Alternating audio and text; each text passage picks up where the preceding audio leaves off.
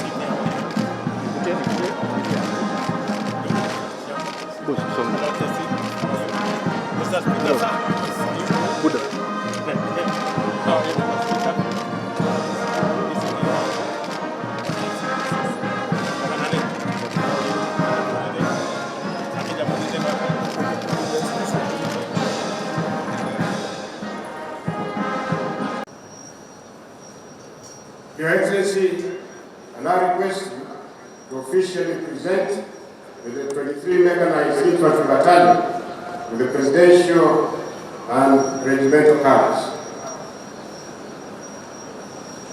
Mheshimiwa Rais ni sasa akimkabidhi afisa atakayebeba bendera ya rais ya kikosi hiki cha 23 na kuhakikisha kwamba ameshika vyema bendera hii na kuweza kupeana heshima yake kwa bendera hii na kuweza kuelekea upande wa pili kumkabidhi afisa atakayebeba bendera ya fahari ya kikosi cha 23 cha jeshi letu la nchi kavu na kuuliza afisa huyu iwapo ameshika bendera hii vyema na kupeana heshima yake kwa bendera hii. Asante sana Mheshimiwa Rais kwa kuweza kutukabidhi bendera ambazo tutatumia kila wakati kwa ulinzi wa taifa kikosi hiki cha 23 na kuhakikisha kwamba ameshika vyema bendera hii na kuweza kupeana heshima la nchi kavu na kuuliza afisa huyu iwapo ameshika bendera hii vyema.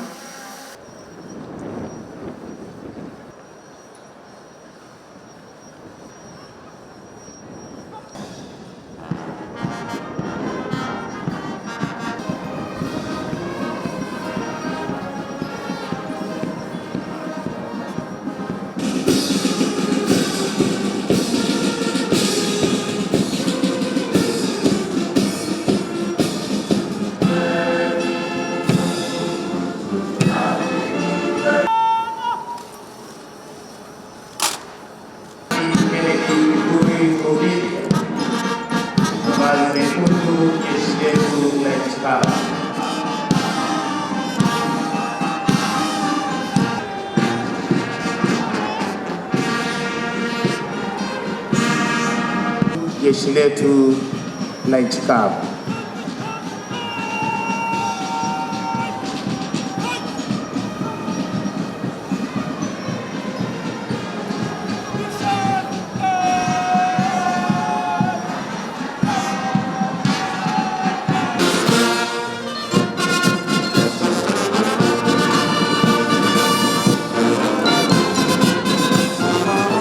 Nizamu ya bendi za majeshi ya ulinzi, ishara kwamba anga letu liko salama. Ndege ambazo hutumika kuwapa mafunzo, tuwape makofi marubani hao tafadhali, wanaohakikisha kwamba nchi yetu iko salama. Rudi mahali ambapo imetoka, ikija kwa kasi kwa juu kabisa. Ndege aina ya Puma ikiwa inasindikizwa kushoto kulia na ndege aina ya MD-530 kutoka jeshi letu la nchi kavu, helikopta ambazo hutumika kwa mashambulizi kwa ngome za adui wakati wowote na mahali popote. Zikija wakati sawa na ndege aina ya Tucano. Your Excellency, continuing that work goes hand in hand with the theme of today, of ICT and innovation. Even as we welcome our guests from the Silicon Valley, we want to tell them that Nairobi and Kenya is the Silicon Savannah of Africa. Your Excellency, this country may not be endowed as much as others in terms of gold and minerals and oil. Our greatest asset is our people. Our greatest asset is not below the ground. Our greatest asset is above the ground. It is our young people. Your Excellency, the investment that you're putting into the digital superhighway will go a long way in unlocking the potential of these great people of Kenya. Even as we review our curriculum, we realize that today we're in a global economy powered by information, driven by knowledge. The young people in Sigalagala must not be prepared to compete with young people of Singore in Elgeyo Marakwet, but with young people of Singapore. The young people in Machakos are not being equipped to compete with young people in Makueni, but the young people growing up in Manhattan, in New York. This is a global village, and we must give them the tools that they require to compete. Which is why, Your Excellency, and we congratulate you, in less than 100 days, you've launched the Hustler Fund. That should enable our people and all of those of us in government to know that we should not preoccupy ourselves just with those with millions of shillings in their accounts, but those with millions of ideas in their minds. That is the country that you lead and that we represent today. Mr. President, every year we have marked this day with new hope and great aspirations as a people. This year, under your leadership, we take a greater leap, not just into our history, but into the future, especially on the singular aspect of technology and innovation. As a departure from the past, where tech economy was a mirage, poverty, illiteracy, and disease was our common denominator. These three enemies made majority of Kenyans slip into a life of great indignity. Your Excellency, today, Kenya has made a considerable progress in the tech race. We celebrate our young people who have continued to make us proud in this space. We encourage them to move with greater speed and dominate, not only regionally, but also globally, just as we have done in athletics. This is a great tool towards human liberation. Mr. President, this cause is indomitable. This is a path to an equal Kenya, where every child goes to school, every Kenyan has food on the table, where every Kenyan has access to quality and universal health care, where every Kenyan has clean and safe drinking water. We are leaving no one behind in this race. Your Excellency, this is the leadership our nation requires in the 21st century as we move closer to realizing Kenya's Vision 2030. We are proud of Kenya's consistent record of leadership to advance the cause of peace, cohesion, security, and stability in our region. Under various regional and continental frameworks, and with the support of the international partners, we are deploying our position as a regional anchor state for the benefit of our neighbors and our region. My predecessor, President Uhuru Kenyatta, working under the aegis of the Africa Union, is engaged in mediation efforts to restore peace and stability in Ethiopia's Tigray region, and under the EAC initiative to restore normalcy in the Eastern Democratic Republic of Congo. Our interests, ladies and gentlemen, are nested in a dense network of reciprocal diplomacy, which helps our agenda to attract investment, forge partnerships, and create markets for our exports and employment for our young people locally and overseas. In the last 3 months, we have aggressively sustained our pursuit of mutual beneficial endeavor with friends and partners all over the world. We have engaged productively with EAC member states, the governments of South Africa, United States, United Kingdom, Spain, Qatar, Germany, and South Korea to scale up bilateral ties and to explore avenues for collaboration in the multilateral space. We have forged agreements on mobilizing investments and financing in a wide variety of sectors, and we will continue to engage the international community as we implement our plan.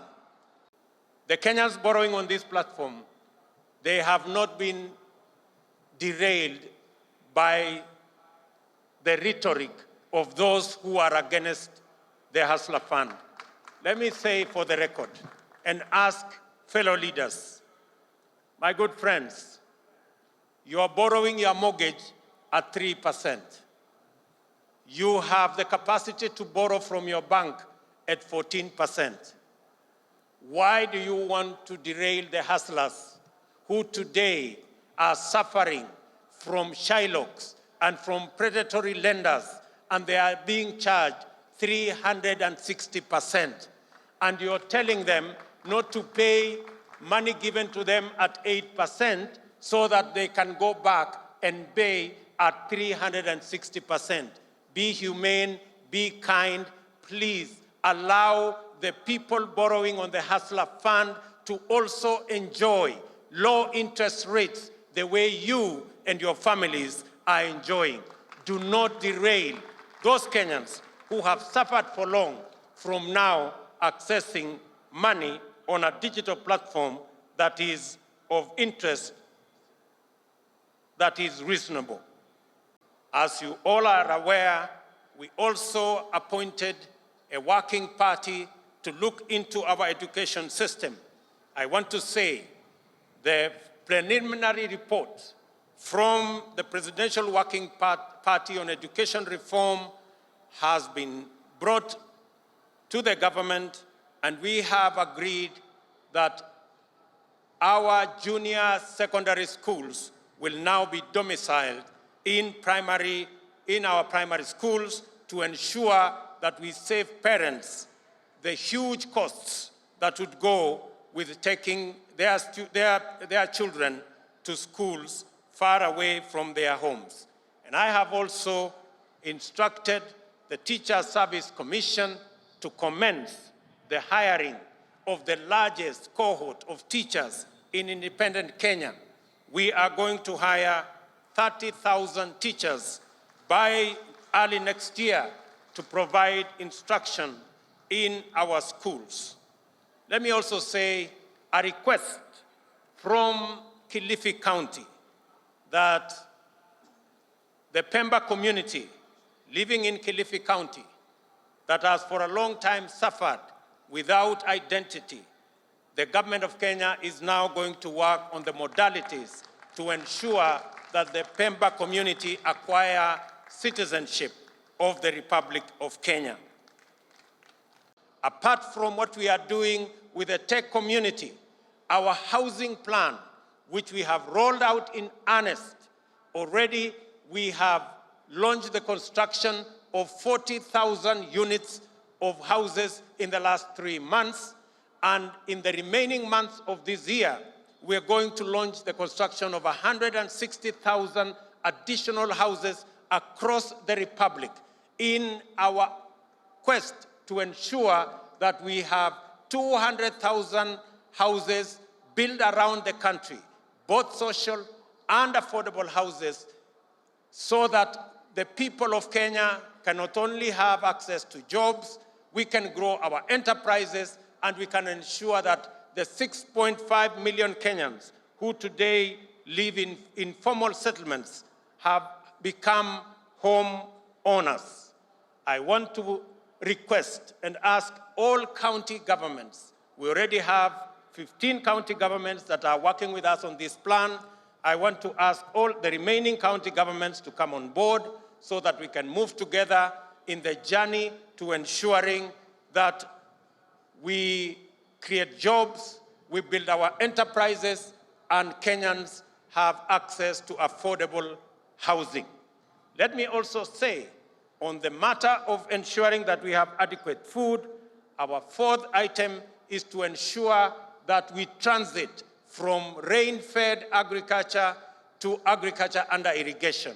And that is why we are building 100 new mega dams around the country under our new program of private-public partnerships that will be anchored on water purchase agreements that will be underwritten by the government of Kenya so that we can work with the private sector to produce enough irrigation facilities and also to ensure that we supply and harvest enough water for us to power the engines of our irrigation and transit from the 670,000 land under irrigation to 3 million in the coming years so that we can also produce enough food using irrigation. Our creative sector is ready with thousands of highly talented and promising young people waiting to seize opportunities to stream high-quality content for monetization. My administration, in that context, will work with all our tech community to ensure that we actualize the monetization that will ensure that these young people get royalties and money for what they are doing in the tech space. On sports, my administration recognizes sports and the arts as a major industry that can employ millions of our youth and help grow our economy. This is why we have moved with speed to get our football back, to protect Kenya's proud athletes' pedigree from doping, and to streamline collection and distribution of royalties from our artists. Through the revolutionary Talanta Hela plan, we will rebuild and monetize our sports and creative industry. As part of this plan, I will champion a grassroots football development program that will see national government work with county governments to invest heavily in youth football. Arrangements are at an first stage to launch a bottom-up football tournament to be contested by under-19 teams from all 47 counties.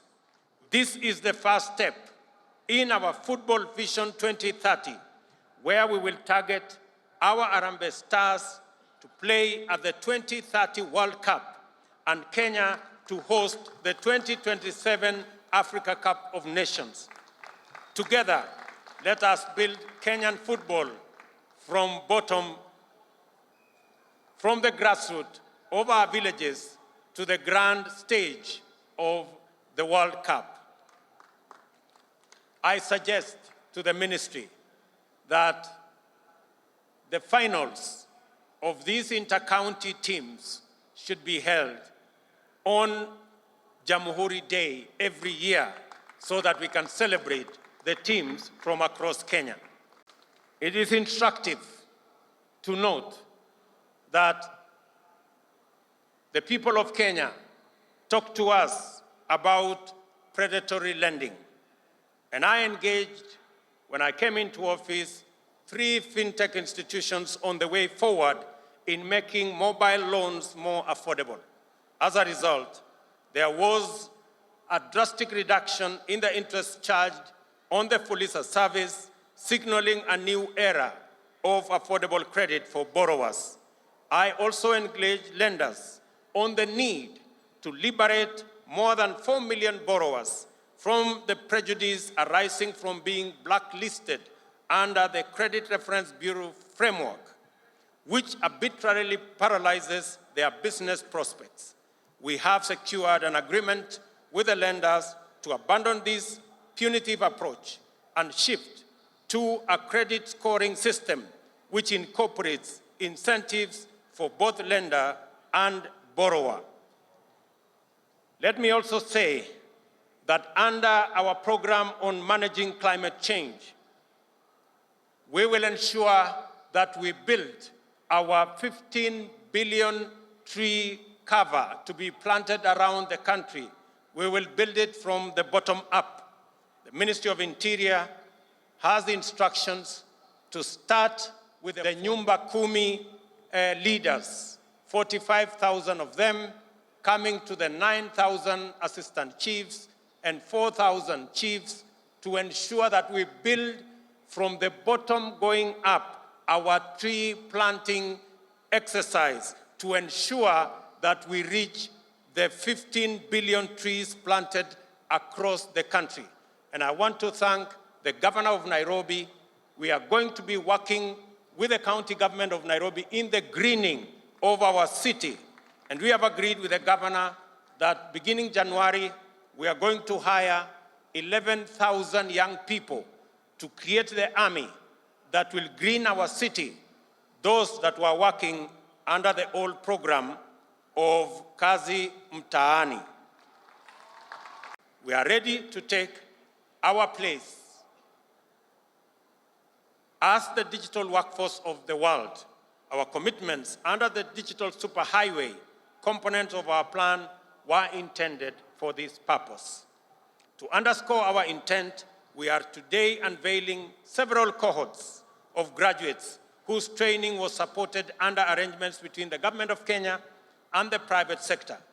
Safaricom retrained a number of university and TVET graduates to meet the digital industry needs of software engineering and data.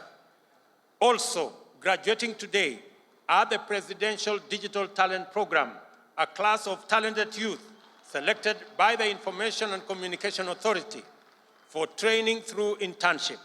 Additionally, it is a big day for the beneficiaries of the Kenya Commercial Bank Tujiajiri program.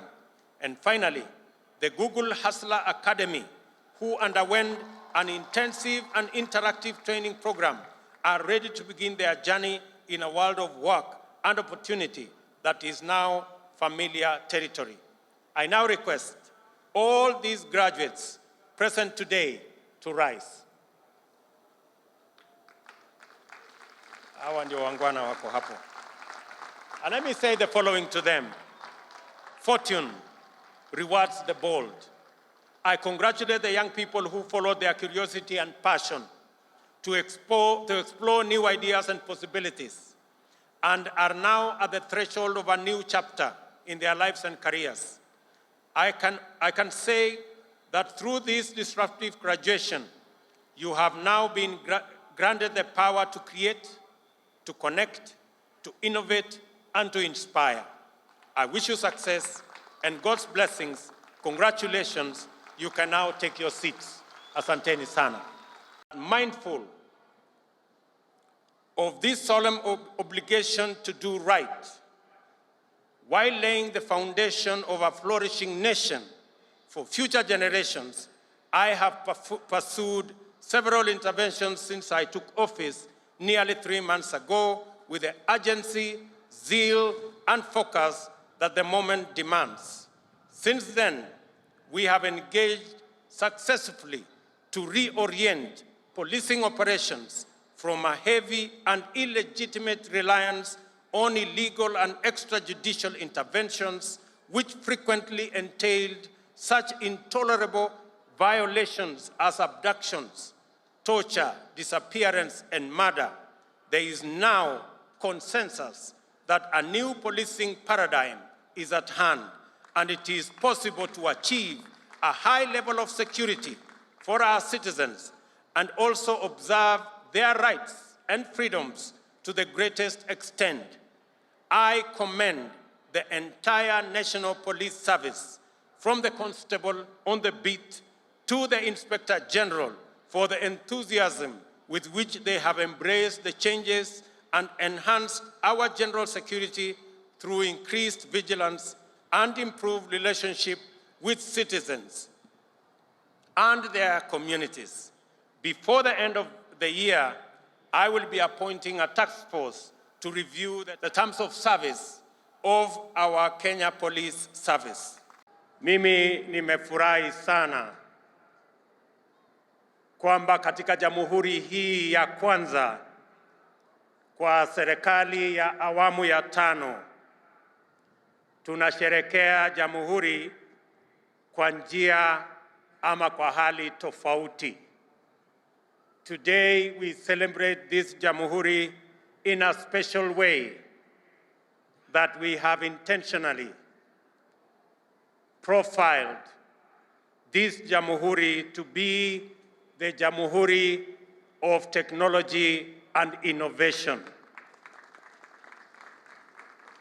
We have done so deliberately and intentionally because of the huge potential that exists in our technology and innovation space. And in our midst are friends and partners who today are our guests, and they have come to join us in this celebration, leaders from the tech community and ecosystem. Join me, ladies and gentlemen, in welcoming Kojo Boakye, the Vice President of Facebook, Instagram, and WhatsApp, that is the Meta community. Tuwapigie makofi jameni. Also join me in welcoming Fulufelo Badugela from MultiJoice. Tumpigie makofi.